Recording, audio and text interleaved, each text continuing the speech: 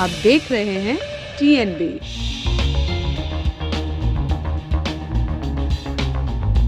Corporation के अंदर जो काम करने वाले उसके हाथ पांव है, उन कर्मचारियों की तनख्वाह न हो, ऐसा कांग्रेस के शासन में नहीं हो, क्योंकि वो कांग्रेस पार्टी की सरकार थी। शीला दीक्षित जी चीफ मिनिस्टर थी। प्लानिंग हो जाता था कि पहले से फ्लाईओवर बना लो, रोड चौड़ी कर दो, यहाँ ये जरूरत होगी वो काम करके कर लो। और इसीलिए दिल्ली में कभी ट्रैफिक जैम की समस्या कांग्रेस के शासन में कभी नहीं। दिल्ली के अंदर इस बार जो चुनाव होगा उसमें जो उम्मीदवार बनना चाहते हैं वो उम्मीदवार जनता बनाएगी, कार्यकर्ता बनाएगा, और जो कांग्रेस के साथ सदस्य बनाने वाले लोग हैं जिनको हम एनरोलर बोल रहे हैं वो तय करेंगे। और आपको बताना चाहता हूं आज दिल्ली के अंदर वेरीफाइड मेंबर 1,70,000 मेंबर बन चुके हैं। लोगों में गुस्सा है शराब नीति को लेकर के। बेईमान लोग जो कहते थे लोगों से पूछ के शराब नीति बनाएंगे, तो आज दिल्ली को बेच दिया, 849 ठेके खोल दिए, पीने की उम्र घटा दी। नमस्कार, आप देख रहे हैं TNB। मैं हूं आपके साथ निशा लकवाल। इस वक्त हम कांग्रेस कमेटी के एक प्रोग्राम में मौजूद हैं। हम आपको बता दें कि आज मेरे पीछे आप देख सकते हैं जो मंच इस वक्त लगा हुआ है, वहां पर जो है आज नई दिल्ली जिला कार्यकर्ता सम्मेलन कांग्रेस सदस्यता एनरोलर्स का जो आज ये कार्यक्रम जो है मनाया जा रहा है, जिसमें तमाम लोगों को सम्मानित जो है वो किया जाएगा। दिल्ली कांग्रेस के जो प्रदेश अध्यक्ष हैं वो भी जो है यहाँ पर आएंगे, लोगों को संबोधित करेंगे। इसी के साथ ही जिन लोगों ने सबसे ज़्यादा मेंबर बना लिए होंगे उन सबको जो है आज सम्मानित किया जाएगा इस कार्यक्रम में।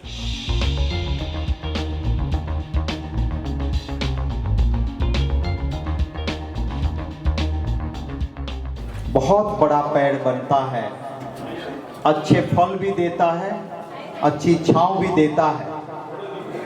उस बड़े पेड़ की अगर वो बड़प्पन किसी के ऊपर निर्भर है तो उनकी जड़ों में होता है। उनकी जड़ जब तक मजबूत होती है वो बड़ा पेड़ छांव भी देता है, अच्छे फल भी देता है। उसी तरह से हम लोग मंच पर बैठते हैं, आप हमें बड़ा करते हैं, पर असल में हमारी ताकत जैसे उस बड़े पेड़ की ताकत उनकी जड़ों में रहती है, हमारी ताकत आप सब हैं कार्यकर्ता। कांग्रेस पार्टी ने हर वक्त दल के हित से ऊपर राष्ट्र के हित को रखा है। कांग्रेस पार्टी ने झूठ और जुमले का व्यापार नहीं किया है। सच की लड़ाई लड़ी है हमने और वही करके दिया है जो आवाम के लिए अच्छा हो। अब सबको याद होगा कांग्रेस पार्टी की सरकार थी यहाँ दिल्ली में। आपने कभी ट्रैफिक जैम जैसी चीज देखी थी?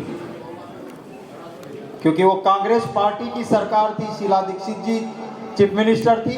प्लानिंग हो जाता था कि पहले से फ्लाईओवर बना लो, रोड चौड़ी कर दो, यहाँ ये जरूरत होगी वो काम करके कर लो।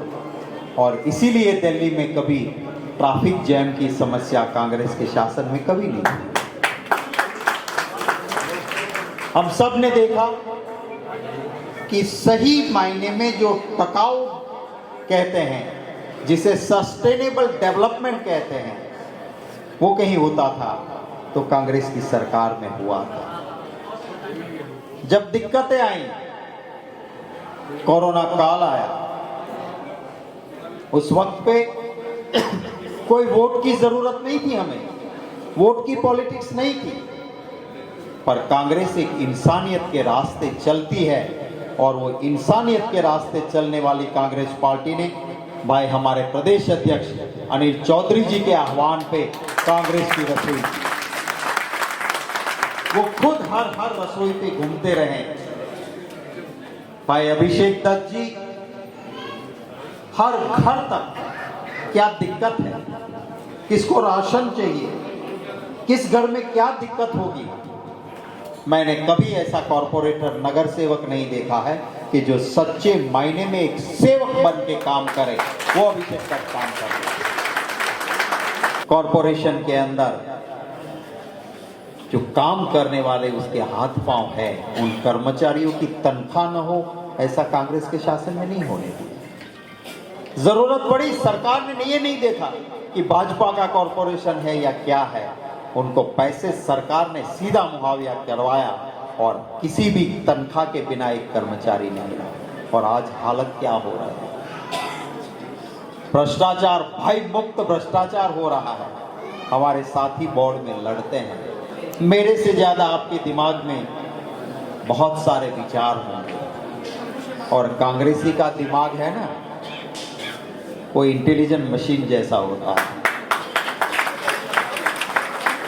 सिर्फ हमें यही करना है कि आपस में एक दूसरे के खिलाफ इसको नहीं यूज करना है, पर पार्टी के हित में इसको यूज करना है, वही करना है। और हम एक बन के हम लड़ते हैं और लड़ेंगे। और मुझे पूरा विश्वास है कि भाई अभिषेक दत्त जी हो या जहां पर भी कांग्रेस का हमारा प्रत्याशी हो, हमारा कोई एक रिश्तेदार हो, हमारा पहचान वाला हो, हम चाहे नुक्कड़ में हो चाहे कहीं बाजार में खड़े हो, कांग्रेस की बात करेंगे। राहुल गांधी जी एक ऐसे नेता है कि जो हर वक्त सच की बात करते हैं। उसके नेतृत्व में आने वाले दिनों में कॉरपोरेशन में एक अच्छे परिणाम आए। भाई अनिल चौधरी जी और अभिषेक दत्त जी मैनिफेस्टो भी बना रहे हैं, वहां पर भी आपके सुझाव हो तो जरूर दीजिए। हमारी पार्टी के सदस्य ज्यादा से ज्यादा बनाइए, जाइए और जोड़िए लोगों को, और आप इस काम में सफल हो, ऐसी मेरी शुभकामनाएं हैं।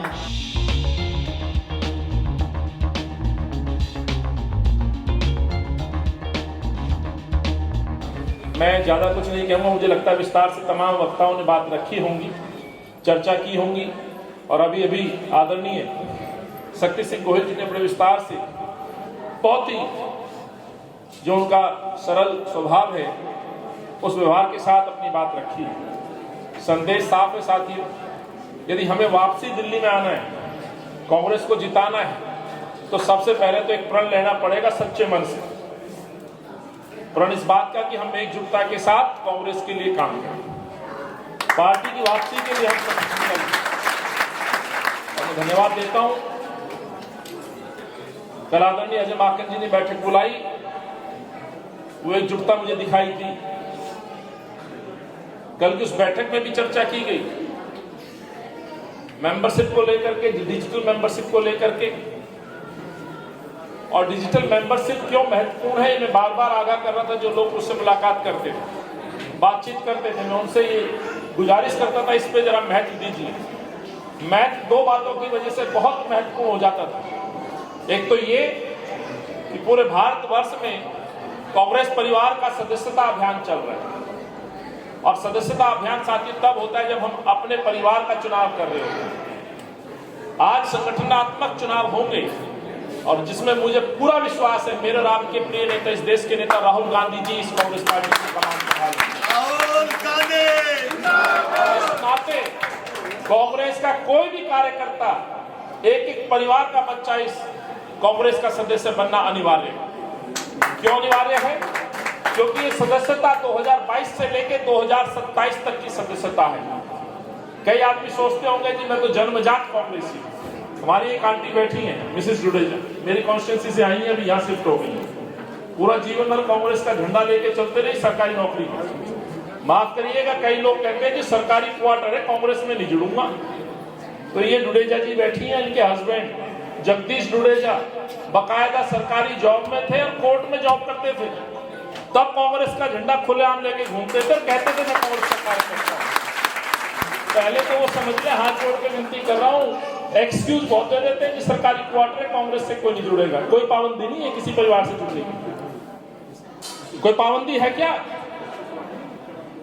कोई पाबंदी नहीं है कि आप किसी के सदस्य नहीं बन सकते। आप आडोले से जुड़ते हैं। क्या दूसरी दलों के लोग सरकारी नौकरियों में रहते सदस्य नहीं है? सवाल आता है जी नई दिल्ली में सरकारी क्वार्टर से जी लोग नहीं जुड़ेंगे। मैं इससे सहमत नहीं हूं। आप सहमत हैं क्या? हाथ खड़ा करके आप मुझे अपना समर्थन दीजिए। आप सहमत है क्या? नहीं है तो लोग को मेंबर बनाइए और उनको महसूस कराइए कि राहुल गांधी जी यदि प्रधान अपने देश के प्रधानमंत्री बनने से पहले पार्टी के अध्यक्ष बनेंगे तो उसमें आपका सहयोग और आपका मतदान राहुल जी के लिए होगा, इसलिए इसका महत्व जरूरी है।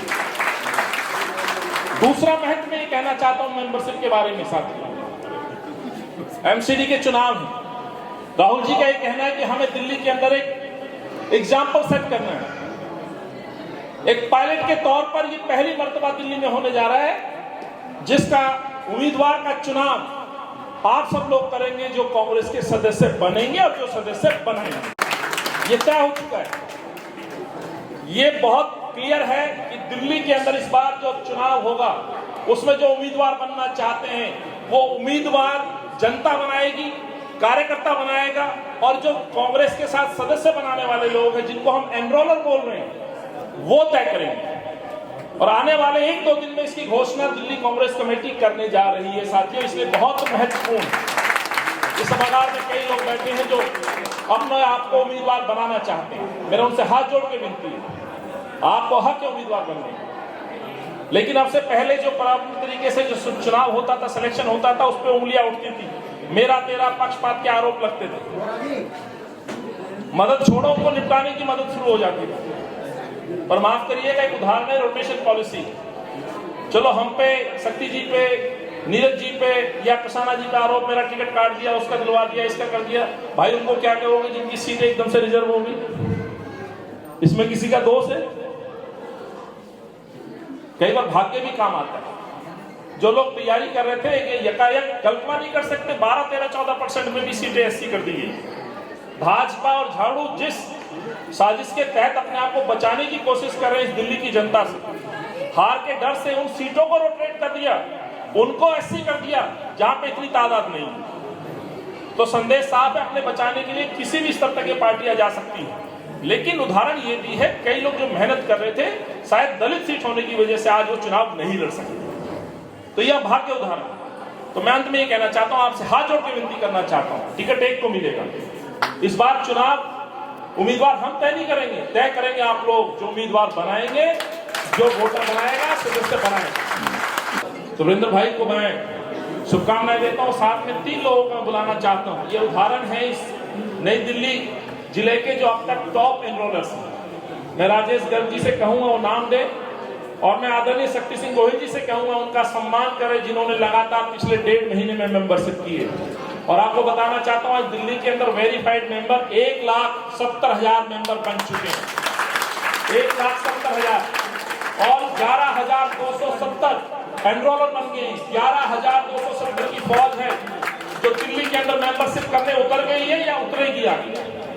कुछ लोग अभी चुप बैठे हैं, लेकिन कुछ बहुत सक्रिय हैं। 3 कैटेगरी, एक्टिव, इनएक्टिव और जिन्होंने अभी तक शायद ऐप डाउनलोड नहीं किया। अब हम दूसरे चरण में जा रहे हैं कि 11 के 11,000 लोग दिल्ली के 13,780 बूथों के ऊपर जाएं, घर घर मेंबर बनाएं, और लक्ष्य रखें कि मिनिमम 100 सदस्य हम परिवार के साथ जोड़ें। जिस दिन आपने ये 100 सदस्य जोड़ दिए, मैं इस दावे के साथ कहना चाहता हूं कि दिल्ली की एमसीडी में वापसी होगी। 2024 में राहुल जी देश के प्रधानमंत्री बनेंगे। कठिन समय आता है साथियों, पहली मर्तबा नहीं आया। अंत में कह रहे, अपनी बात खत्म करूंगा उदाहरण के साथ। सन 1964 के दौरान जब देश आजाद हुआ 47 में, लगभग 12-13 साल बाद वही देश के अंदर झटका लगा था कांग्रेस को। बड़ा कठिन दौर था 64 से 74 का। देखिएगा इतिहास में, कांग्रेस की हिस्ट्री में 2014 से चला हुआ ये कठिन समय, मेरा ये विश्वास है कि 2024 में जाके खत्म होगा। इतिहास दोबारा रिपीट होगा। 64 से 74 का वनवास कांग्रेस का और 14 से 24 में समाप्त होगा, ये मेरा मानना है। मैं आखिर में अपने साथियों को बुलाना चाहता हूं,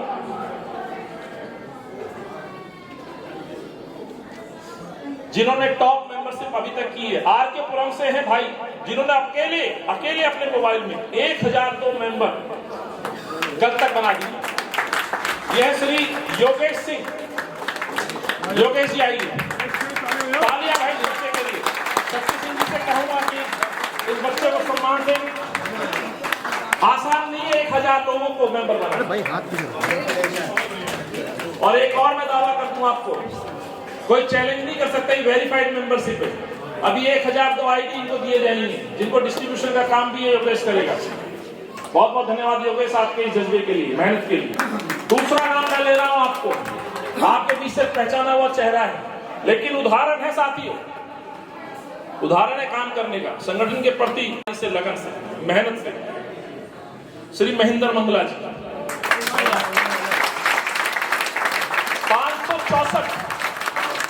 564 मेंबर बनाए अकेले, वेरीफाइड है 564, जोरदार तालियां भाई लोग खाते थे।